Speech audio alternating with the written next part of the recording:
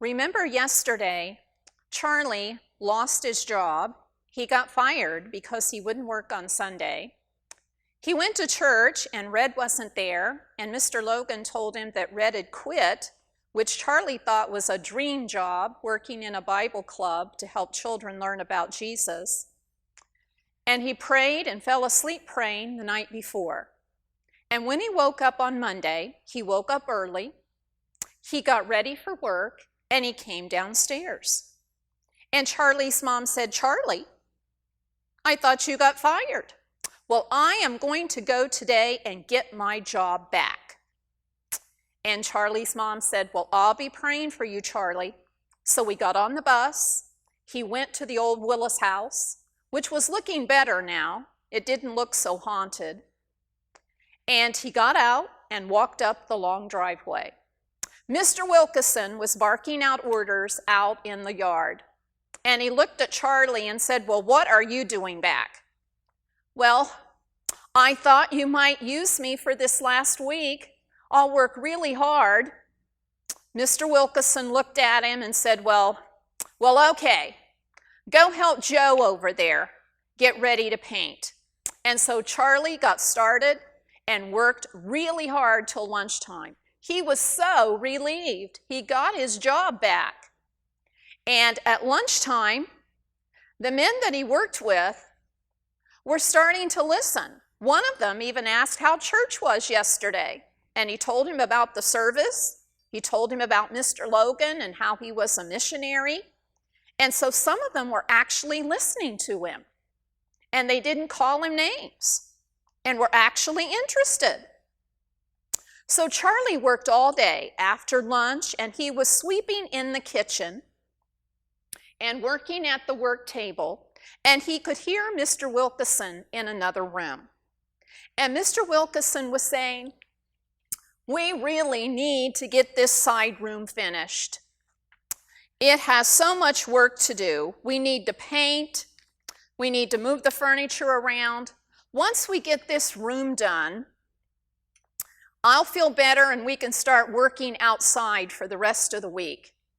We've got the roof on, the new windows, we've painted all the rest of the house. I'll feel better, but we really need to get this room painted." And so Charlie was in the kitchen, and he noticed on the table that Mr. Wilkeson's set of keys. And Charlie had an idea. He thought, "I could come back tonight. I could get in the house and I could start on that side room. I could start painting. Mr. Wilkeson would see that I was doing such a good job. He could offer me maybe more money and I could help Red go to church camp."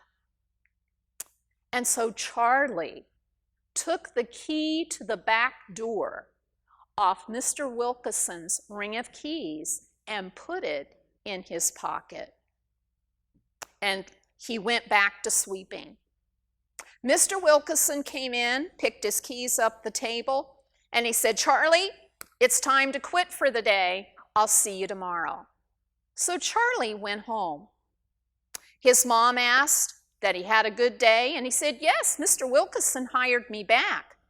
I'm going to go back this evening." She said, "You're working tonight?" He said, "Oh, just this evening. I'm going to just help Mr. Wilkeson with this side room. We need to get the house finished." Charlie didn't tell his mom that he had taken a key to the back door.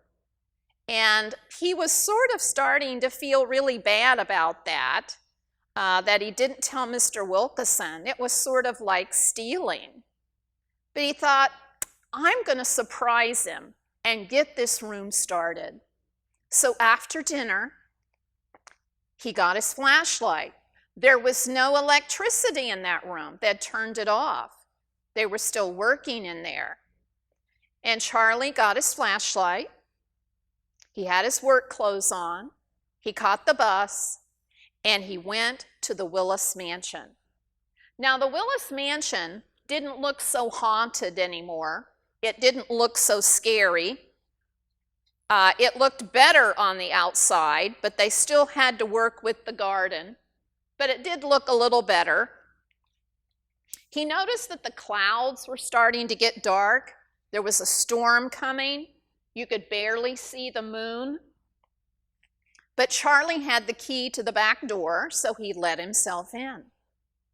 He found the paint, the brushes. He went into the side room and he opened the window, but it didn't let in much light, so he turned on his flashlight. He had to move the furniture and chairs around, and he started to paint. He got one wall finished, and it was starting to get dark. His flashlight wasn't really helping him anymore, and it was dark outside. The moon had gone and been covered by clouds, and it was completely dark. Charlie thought, well, my mom's going to be getting worried about me. She knew that Mr. Wilkeson wouldn't have me work all evening. So Charlie thought, I'm going to have to quit and go home and just tell Mr. Wilkeson that I just started painting the night before and give him his key. Maybe he won't be so mad at me when he sees the wall started.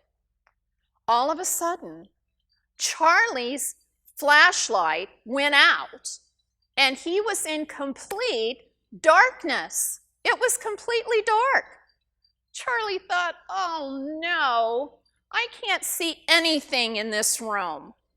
So Charlie got down on his hands and knees, and he was going to try to find the door, and all of a sudden he felt something metal.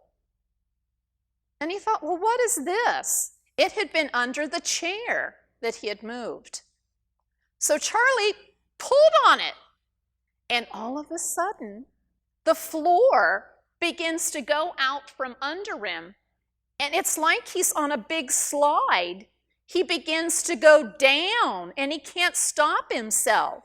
And he yells, but there's nobody there. It's completely dark, and he falls to the bottom with a thud, and his ankle is sprained. He can't move. It's completely dark. His mom doesn't know when he's coming home. She just knows he's at the Willis house.